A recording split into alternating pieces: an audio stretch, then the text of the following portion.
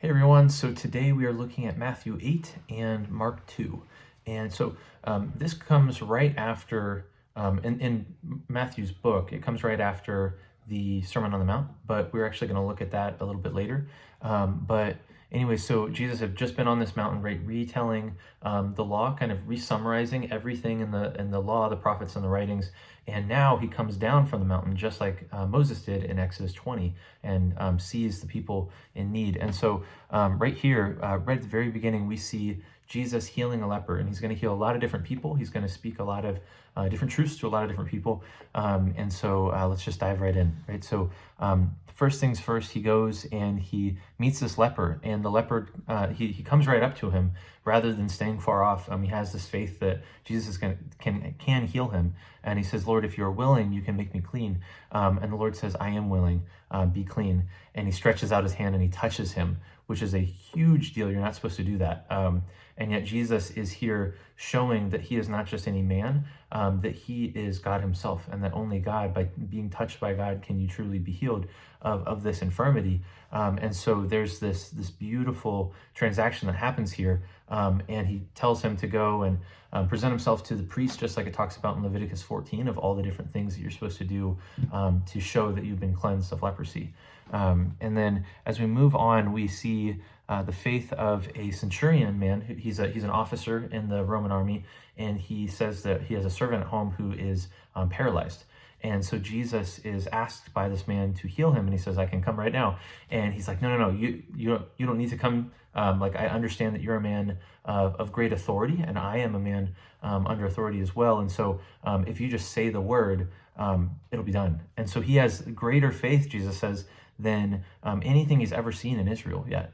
And so this is a big deal. And then he goes on and he says that I tell you, many will come from east and west and recline at table with Abraham, Isaac, and Jacob in the kingdom of heaven, while the sons of the kingdom will be thrown into the outer darkness.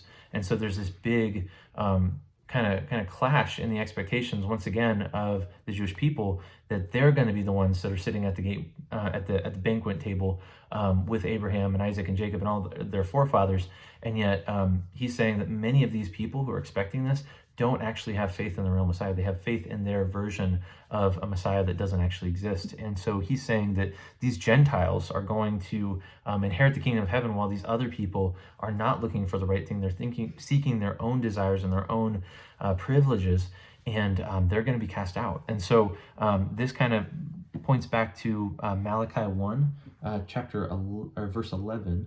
And that is right here. It says, for from the rising of the sun to its setting, my name will be made great among the nations, and in many places, in every place, incense will be offered to my name, and a pure offering. For my name will be great among the nations, says the Lord of hosts. And so there again, we have this reminder, as well as in Isaiah 59, verse 19, that the nations, all the nations of the world will recognize God as King, and that Jesus is beginning this work of the realization among the Gentiles. He's revealing to them who God is. And then so jump forward to verse 14, we see Jesus healing many. He heals Peter's mother-in-law, and then he goes on and heals, it says that he healed all who were sick. So every single person that he came in contact with in this particular instance, Jesus healed. And so this reminds me of the stories of Elijah and Elisha in the book of the Kings, but to a much greater extent, because they would heal certain people when the Lord told them to. But Jesus is going right in with his hands, like just touching them, and they are being healed, set free, delivered from demon oppression, from spirits, from sicknesses, and all these things. It ends with this reminder from Isaiah, the prophet, that there would be a man who would come who would take our illnesses and bear our diseases. Isaiah 53, verse 4.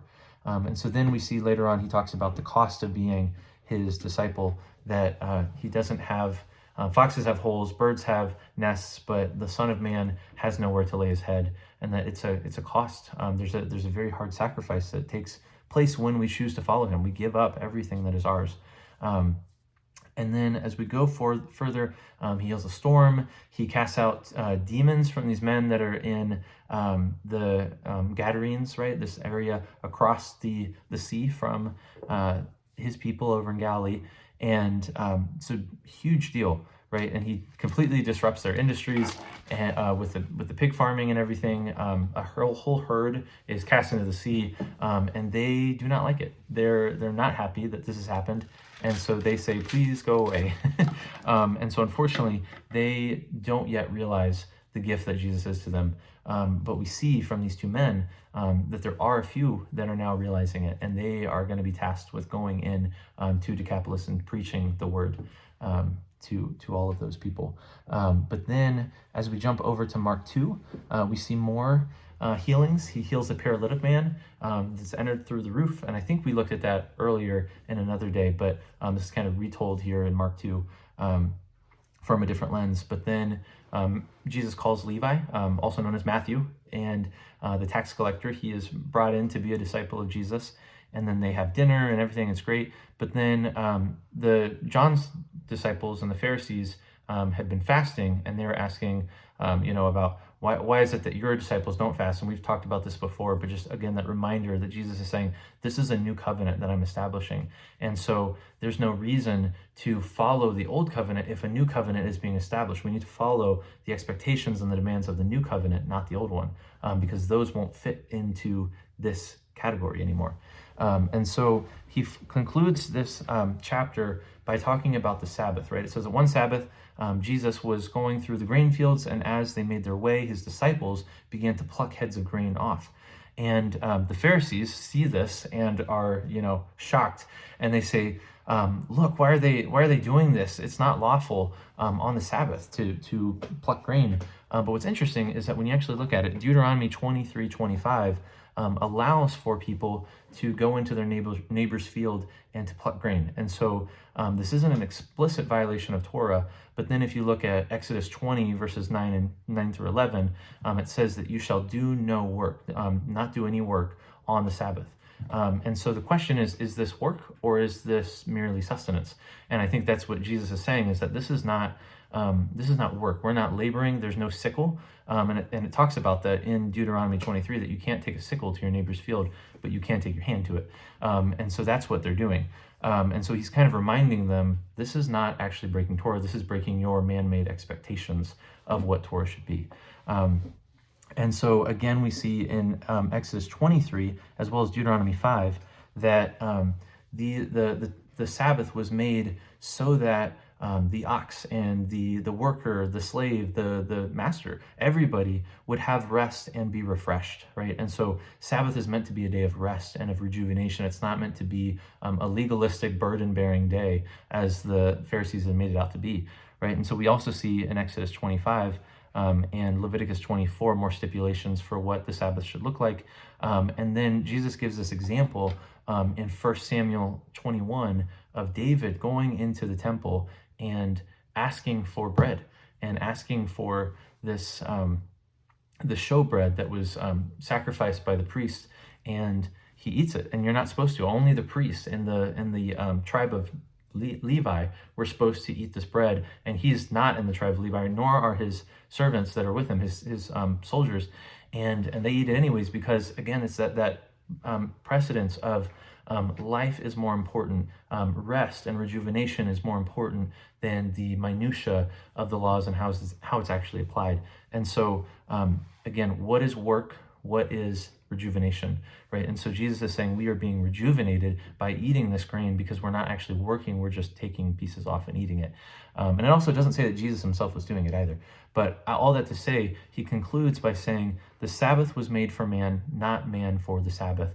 Sabbath is meant to be a tool in the hand of a servant of God so that he can find rest and rejuvenation. It's not meant to be a master who oppresses the man. And so the Son of Man, Jesus says, is Lord even of the Sabbath. And so Jesus is showing his authority over the Sabbath because he is the one who really instated it for the first time when he himself rested from creation way back in the beginning. And so throughout all of these passages, all of these different pictures of Jesus here, we see him bringing deliverance, not only from physical ailments, right, from paralysis and from different sicknesses and diseases and demon oppression and spirits, but he's also bringing freedom from the expectations that we put on ourselves, the questions that we have of, can I follow you while still doing this? And can I be this kind of person? Can I go and bury my parents, who are wicked? Like, can I do all of these things? And Jesus is saying, no, like, it's not about that. There's freedom, there's deliverance in knowing who I am. In my presence, there is holy deliverance.